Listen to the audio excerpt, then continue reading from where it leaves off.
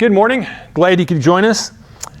I remember this flight that I took a long time ago. I was flying home from Moscow to Chicago with a group. And when we went to check in, they said they were running out of seats, which is not a good thing. But what happened was 2/3 of our group had their normal seats in coach. 1/3 of the group had to sit in first class. Oh my goodness, what a difference. I was in the last row of coach. I did not get one of the first class seats.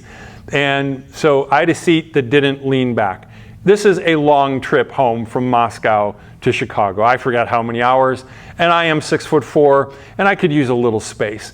But anyway, and the guy next to me there was like one row of smoking. Well, I was in it, and he chain smoked, I swear, the entire time. We're going to come back to that chain smoker in a moment. This is inspired by some words by Philip Yancey. He grew up and he said he didn't like thinking of God as an authority figure. He said he was too deeply scarred with harsh images from when he was a kid. Pretty much just anything that you wanted to do, you're just obligated to obey. He couldn't understand why God Almighty, the God of the universe, cared what us puny little human beings did. But all he knew is that if you did the wrong thing, you were going to pay for it. You were going to pay big time. But he said more recently, and this is a little bit dated, but he said he's come to recognize that sometimes he gladly submits to authority.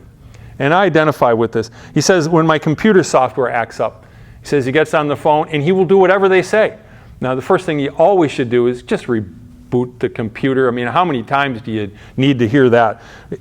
I love it when the person in a foreign country has gone through all these options, then they ask, did you reboot the computer? And then it's like, no, well, turn it on and off. And that usually solves it. But yeah, when it comes to technical support, yeah, we scrupulously follow whatever details there are. If you're trying to master a sport and you're paying for a lesson, you're going to do what they say.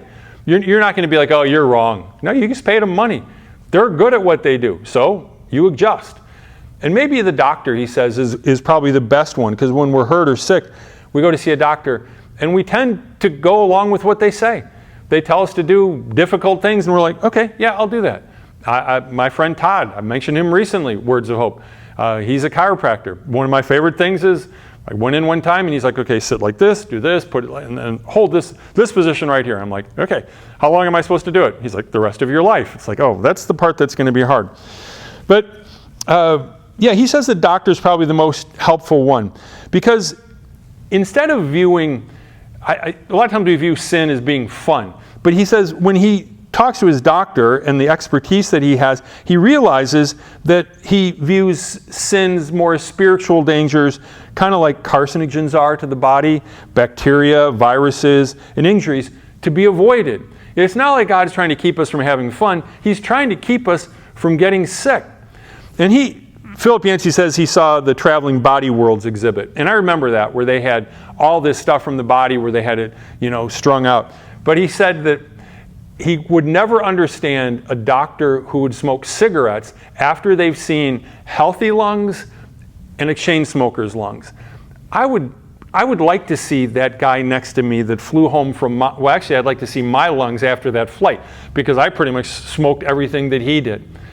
But today I just want to encourage you that Jesus is the great physician, not just for our bodies, but for our souls. And any of the things that he's giving us warning signs for, it's because he loves us. It's not that he doesn't want us to have fun. He wants us to have life and have it to the full. That's my prayer, my hope for you today. God bless you.